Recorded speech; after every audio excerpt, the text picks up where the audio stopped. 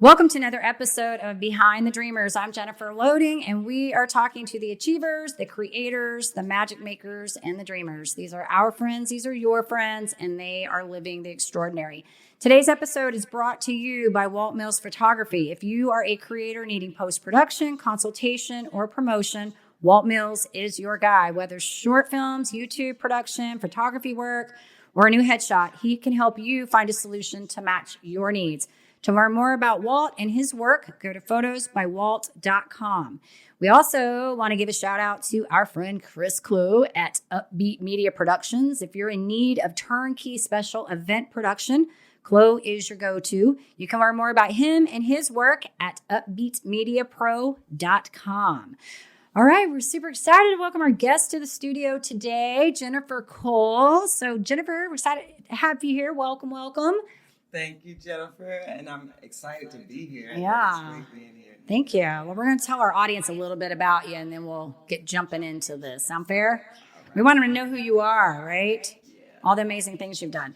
So JennCole, better known in the industry as JennCole, is a successful entrepreneur and fashion designer of more than 2 decades in the bridal fashion world. She's a fashion pioneer. She opened the doors to the first Black-owned bridal salon in her native state of Mississippi, where she also produced bridal and fashion shows.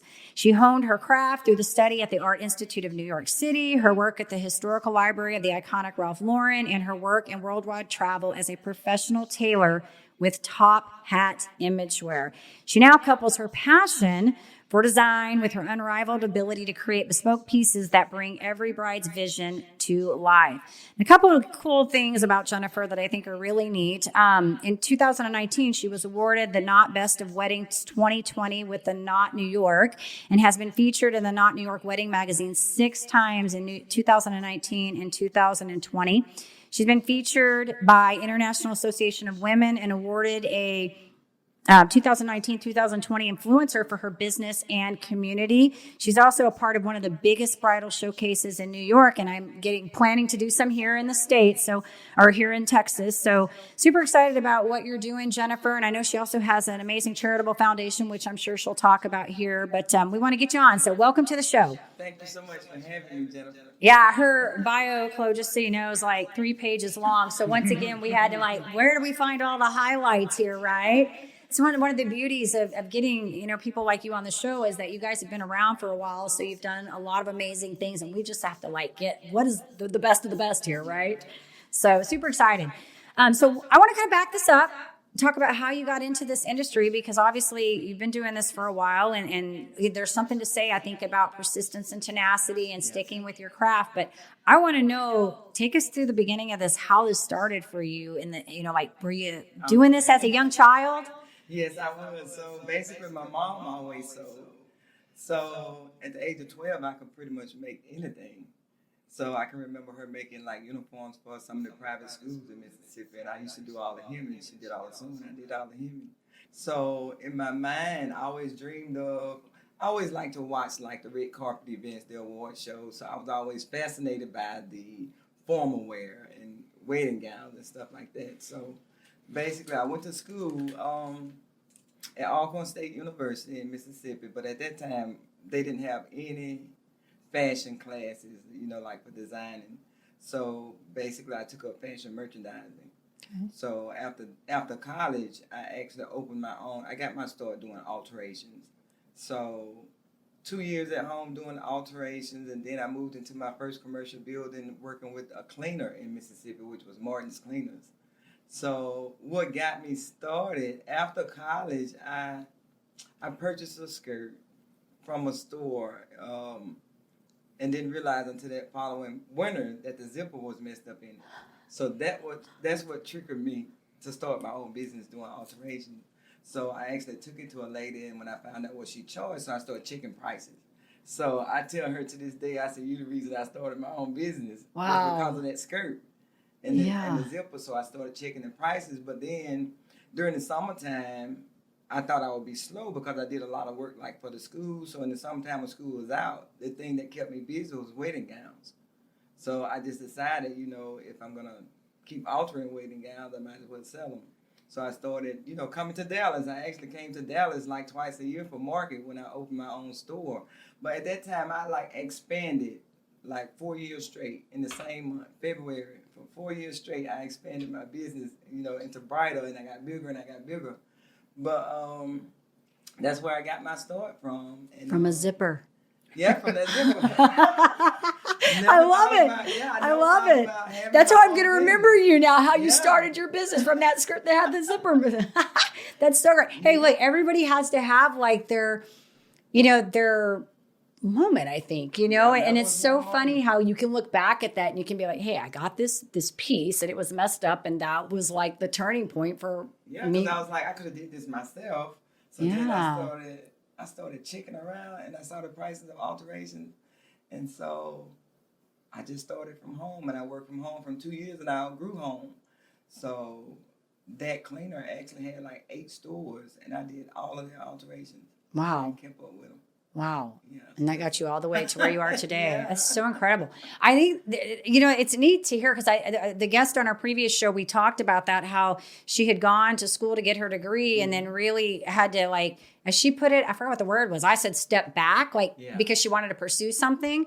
And so, and then just starting at that bottom, one step up and moving up and moving up and moving up to get to, start accumulating these, I guess, small successes to lead to these big successes over time. And it's all my experience. I look back and I say everything that I did was leading to where I'm at now, then to New York.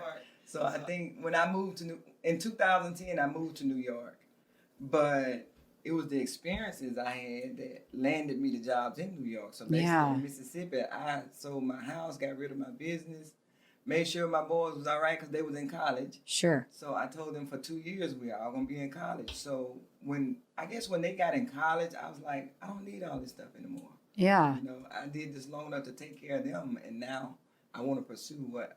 And so New York came to my mind. I always dreamed of New York since I was 12 years old, but I never really told anybody. Yeah. Because my mom sold for the public, but it was 7 of us. So it's like she could never have a store. She couldn't afford it. You know what I'm saying? Yeah. So it's like I took what she did and I took it to a different level. Yeah. Yeah. So I love it. I love it. I had a question that was really good. I wanted to ask you, and now I'm like, it's going to come back to me. It was like a good one because I wanted to talk. Well, I know what I wanted to ask you. So your store that you have here, walk us through this really quick, what this experience is like, because you're creating these pieces, right? So these are this is your work. You're creating this. So what is this like for this client coming in? When I actually moved to New York in 2010, I enrolled in school at the Art Institute of New York. And that was my thing. I wanted to start my own brand. Just like Beer Wayne has her own wedding brand. Right. I wanted my own brand. So I did. I finished school and then I launched my first collection in 2000. Well, I was finished with my first collection in 2016. I actually launched it in 2017. This is so awesome. Along with my website. But during that time with me moving, of course, I had to work other places. So I actually worked for Ralph Lauren in his historical library. And so that was I was like a child in the candy store because everything was vintage. Yeah. So I always loved vintage. That was always my thing. If I create something, it's gonna have something from like the Victorian, style, something like that. But so I just started creating my ideals of dresses because it's just like in 2019 during COVID. Yeah. I actually came up with a mini purple collection because people are getting away from the traditional ivory. Yeah. And white and ivory dresses. So I came up with a mini purple collection, which I was actually supporting a girl from the Philippines who loved to sketch. So I was actually helping her learn to sketch, but she ended up going to school in Japan. And then she ended up getting hurt working on a job there as a doorman, and she's a little bitty girl. So, I was talking to her all the time, and once I didn't hear from her, I sent her a message. I said, Jalissa, are you okay? And she said, Miss Jen, I hurt my hand. So she couldn't sketch anymore. Okay. So I made that mini purple collection for her. Oh, wow. And I actually named it after her. But it was to get her, I wanted her to see her designs come to life. Yeah. You know what I'm saying? I actually want to see motivate her. this purple collection. To actually motivate her to start back sketching. Yeah. Because I guess, a lot of times your family is not the people who would push you to your fullest potential. So basically, I was trying to push her to let her know it's a lot of money in the fashion industry. I don't care what job it is. You could be a pattern maker. You could be in tech designs. Or, just regular cut and sew. It's a lot of money in the fashion industry, and especially in New York. Yeah. So basically... these are your pieces then. Yeah, this is your design. The thing about it is a lot of brides think that when you say custom, it means a lot. So my pushing point is for brides to learn the difference between custom and just off the rack. Gotcha. If you go into a regular bridal salon, you're not gonna meet an actual designer. Right. Who can create what you want. You get what's on the rack. Some brides might go in the store and you might like the top of a dress, but you don't like the bottom of it. Yeah. Right. Yeah. So therefore all of that can be done on the cutting table. That's the purpose of it being custom. Okay. You know what I'm saying? So if you want to change anything on my website, any of my dresses are available in sizes 2 through 30 and they're made to measurements. So even if you're in a size 12 in one of my gowns by my measuring chart, I still take more measurements than your bust, waist, and hip, which traditional bridal salons do. I'm taking You're doing it all. I'm doing everything. Yeah. You want to make sure it's right. Exactly. Yeah. I love that. Yeah. So my website is actually because I travel a lot, working like doing alterations still as a tailor, like for hotels, casinos, resorts, and stuff like that. They'll call me out just to come and do measuring. Yeah. So my measuring system is on point. She's got it. She's got it down. I love how she says that. My measuring system is on point. It is on point. Like she's your person for that. Yeah, she's got it. Yeah, I love it, Jennifer. That's why my wedding gowns are totally different. Yeah. I have created gowns for people all over, just being in New York. Yeah. From California to Houston, Dallas, wherever. And it's because of my measuring system, and it's never any alterations. Yeah. I can't even remember a customer who actually needed alterations behind me measuring them. That's good. So you know what you're doing. Yeah, so, you've been doing it for a while, so you know what you're doing. Yeah. Because I can look at a person and guess their size. You can figure. Yeah. I say it's kind of like it's kind of like after you've done that a while, you kind of start looking. I got you. Brides will come to me and they'll say, "Oh, I'm in a size 12," and I looking like, okay. Yeah, not really. No. I gotta beg to differ on that. Let's get that. Let's get the measurements done. This is so awesome, Jennifer. Good for you. I'm gonna have to check out this purple collection. This is awesome. Have to come to my store. I have to check it out. I know it's around not far. Yeah. So I want to ask you, because you've moved, you've traveled, you got kids through the college, you've done all these great things. What do you feel like has been maybe the biggest challenge that you had to go through to get you to this where you are today, like where you're at now? So I think my biggest challenge was last year. And it was because my mom passed. Okay. So most of last year, I ended up in Mississippi taking care of her until she passed. And so when I went back to New York, it's like I couldn't take it anymore. Yeah. So it's like my best friend is gone. So whatever I was doing, my mom was always a part of it because we shared the same gift. Yeah. So it's like, okay, who do I talk to now? Right. If I'm designing a dress like last year, while I was in Mississippi, the Mississippi Best Awards show, I actually was nominated for Designer of the Year. Well, when I went to the show, I created a dress, but if my mom would have been there, we would have discussed that dress 10 times, Yeah. So it's like, I didn't even want to do it anymore. Yeah. So I think last year was probably my biggest challenge. I've never been afraid to take a chance. That's why I wasn't afraid. When I moved to New York, I had never been to New York. I had never even flew on a plane before until the day that I moved. So I've never been afraid to take a chance. I always follow my inner thoughts. Yeah, I call it spidey sense. Yeah. The spidey sense. That's what I call it for me. I never follow what somebody else tell me to do because a lot of times when you're talking to people and they don't own a business, they're the ones who got the most advice for you, but they don't have the slightest clue about what you're going through or what you're trying to do. So I always, try and surround myself with positive people that motivate me. Yeah. And I always follow what my mindset do. So that one trip to New York took me all over the world. I've traveled islands I didn't even know exist. So awesome. Just as a tailor, yeah. Yeah, that's so awesome. This actually, I think it leads really good into the next question I wanted to ask you, because you've said some really good things right here. So What advice would you give to your younger self? My younger self, I don't know, to keep going. That's good. Just yeah. keep going. Keep going. And that's what I said. I said, I never stop until, my time is up. So Yeah. my thing is now I want to give back. I've always tried to help because I grew up, it was 7 of us. I got 5 brothers and 1 sister. So it was 7 of us. So it was very hard for my mom. Sure. And it's like she couldn't afford to send me to New York for design school, So that's why that always stayed on my mind. And I never really discussed it with anybody until I decided to move to New York. And I had it made in Mississippi. If in Jackson, Mississippi, you would think I was a celebrity when I go there, because everybody knew me from the police department, the schools, everybody. Here she comes, the bridal lady. And I traveled and did bridal shows. I have customers that will call me now and they could be in the store shopping and say, they'll send me a picture and say, Jen, what do you think about this? That's so funny. That's just how much my opinion matters. So same thing with the company that I work for. Their customers would call me, they look for my judgment on stuff, my opinion on stuff. So I don't know. I never thought that my little song would have took me this far in life. Yeah. But I just never stopped. So I don't regret moving to New York. Like I said, that New York it was a launch pad for you. Yeah, exactly. It was a launching step for you. That's so awesome. Well, and I think the big thing here is, like we talked about before, you don't really have the what ifs. Like you're living out what you wanted to do and you just made it happen, and you're continuing to evolve and grow, and your business is really, I mean, from, like I said, from reading this bio, like I'm like, where do we start? There's so much here.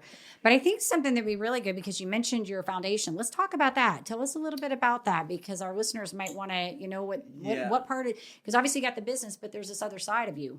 So basically, because I grew up the way that I did, I would say from all of my traveling, it just triggered a different side of me as far as giving back. So just say, for instance, if I went to DR, if I went to Jamaica, if I went to Aruba, those places like that, when I was traveling, I would always make sure I went to the rural areas. Yeah. Not just on the resort where you got people vacationing who got money. Right. I want to see how other people are living and what their culture is and how they think and what they're doing. That was just me. I'm always curious. Yeah. So I have a few friends in New York that's from Africa, and they were working on some stuff there. So then I got involved, and I met this little 9-year-old girl. No, she was 8 years old at that time.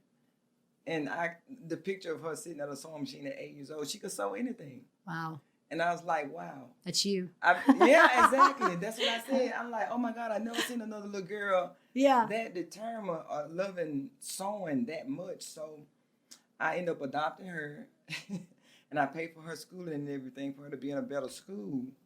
So then I partnered with the Taste of Africa, which is an organization that was to unite the entertainment industry with the U.S. and Africa. Well, of course, fashion is a part of that. So I partnered with them, and what I was going to do was do an annual show every year with maybe 20 girls. With maybe 20 girls, who had the skill to sew and wanted to go further with it. So when I started soliciting girls on Instagram, and we did the lunch. So that was in like 2019. Okay. So when we started soliciting girls, I have over 100 girls. I'm like, oh my God. You wanted 20, you said 20, and now you got 100? Wow. Over 100. So people started, so I got involved with those girls, and it's like I just fell in love with them. Yeah. Some of those girls are homeless, and it's like I understand, and I know exactly how they think to have the talent to sew and want to design, but don't have the means. So that's when I said, you know what? I prayed. I said, Lord, I want to build a school. So this first school that I want to build is going to be in Ghana. So actually, I went to Ghana. Well, we did the launch before. I planned the full launch for the school before I even went to Ghana. Wow. And that was in 2020.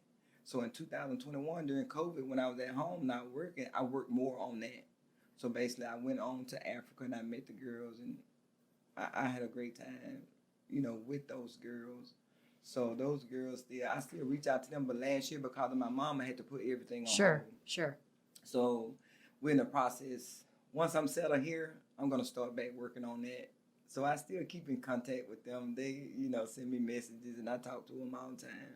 That's awesome. So that's What's the my name of plan. that organization that you have set up? So the name of it is JennCole Design School. Okay. But after my mom passed, it's like when I went back to New York, I must have cried like 2 weeks straight. Like, okay, what just happened? Because when I was in Mississippi with my family, I was okay and I was doing everything that I know I needed to do. But when I got to New York, it's like I just fell apart. And I'm like, I can't grieve here by myself because I don't have any other family. Sure. There. So I went back home. But it's like after those 2 weeks, it's like something just came to me and said, no, you get up and you pick up where you left off at because that's what she would want you to do, and you name that school after her. So I'm going to change the name of that school to my mom's name. Awesome. In honor of her, yeah. Yeah, awesome. Good stuff, Jennifer. That's so awesome that you're doing that. I think that, you're in a great place where you're able to create that and manifest that. I think it's awesome. And not just that. So the school is going to be like a 2-year program for the girls, and during that 2-year program, they will be able to come to the U.S. to see the fashion side here. But my plan was to build the first school in Ghana. Yeah. A second school and mass production facility in New York. But now that I'm in Dallas, now you're rethinking your plan. It's gonna be it will have to be here in Dallas. Yeah, makes sense. Well, it's a good place. Yeah, and it's a good place. It's a great place. So you have to keep us posted on how that's coming along for you. I know I'm obviously, whatever you set your mind to do, you're doing and you make happen. So I have no doubt you're going to get it done. You'll make it happen. I haven't known Jennifer very long, Chloe, but I can tell you just from what I've listened to. And it was funny because somebody else told me I needed to talk to you. Was it Brooke that mentioned that? She said I needed to talk to you. And I'm like, she just was a friend from networking, was telling me stuff about you. And I'm like, what? Let me talk to her. Brooke is the best. Yeah.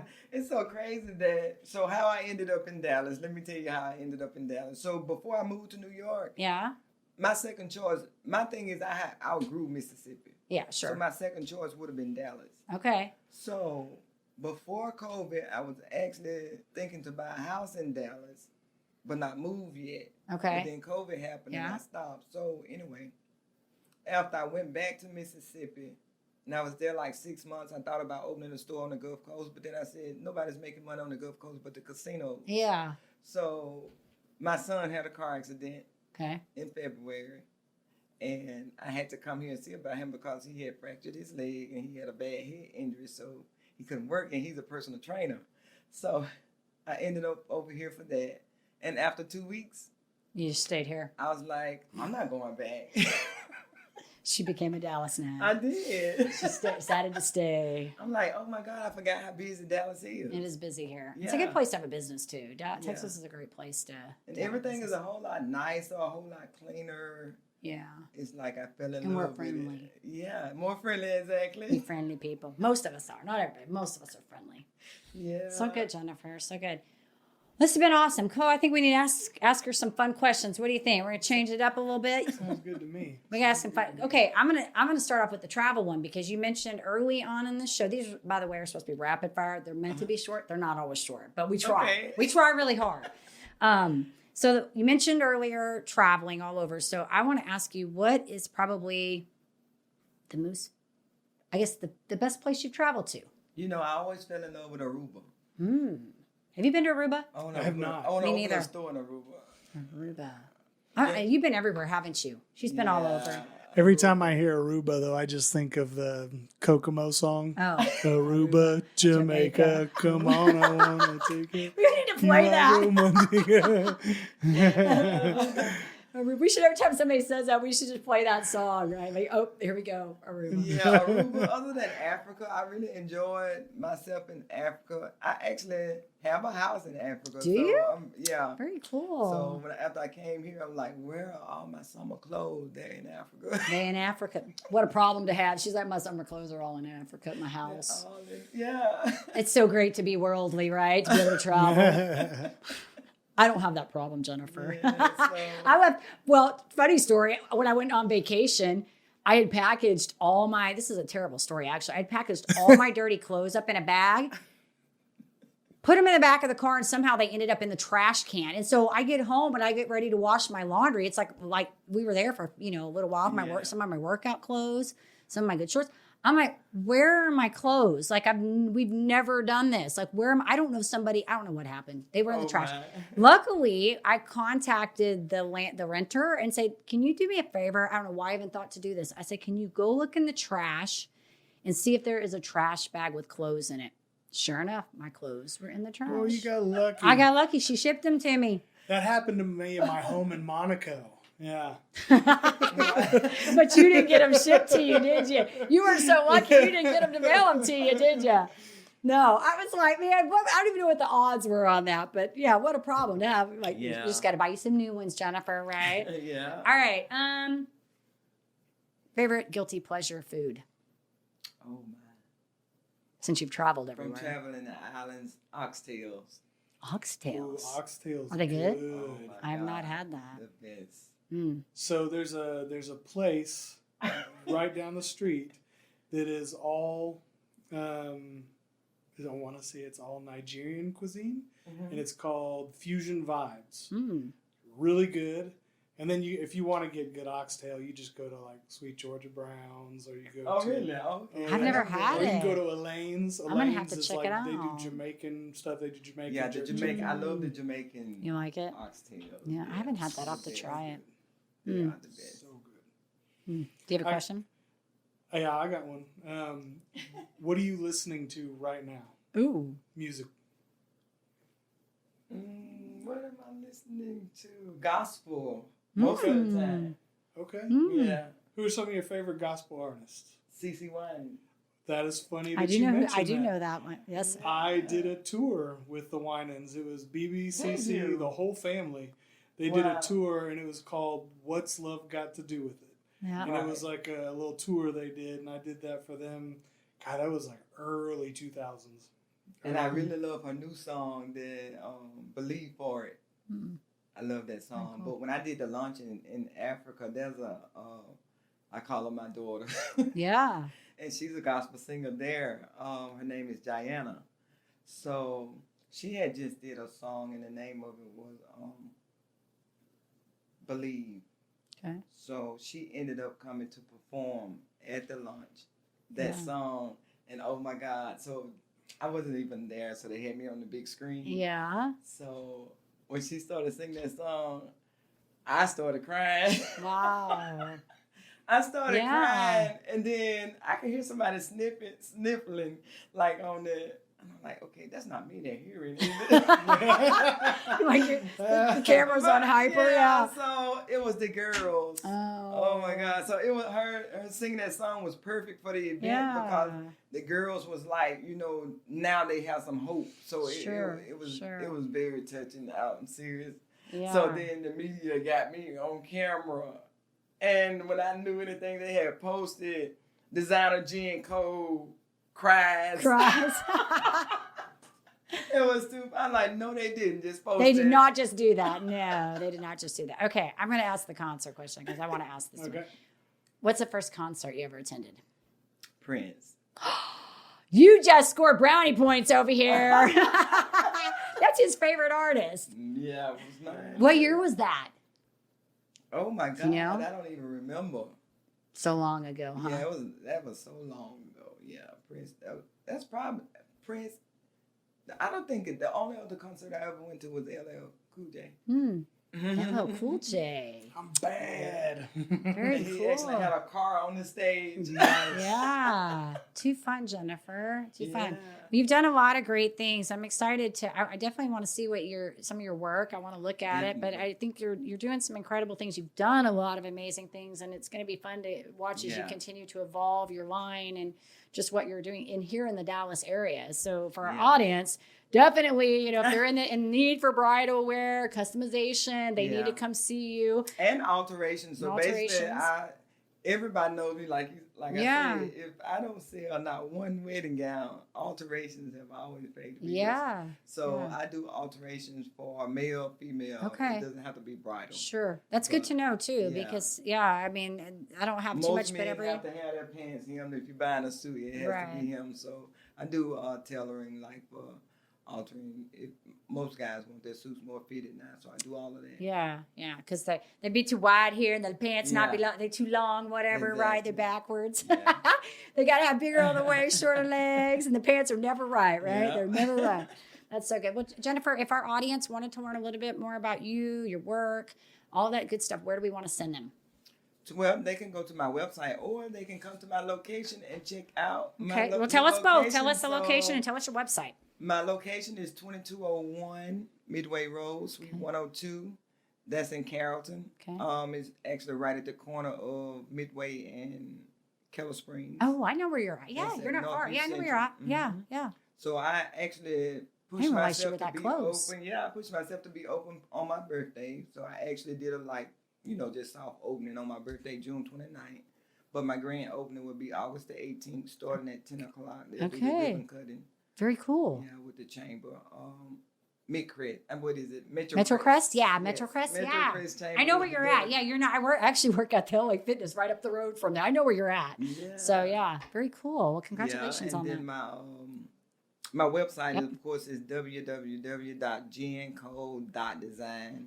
Okay. Not .com, but Dot .design. design. But because I did so much in New York, actually the wedding salon bridal showcase, I've always participated with that.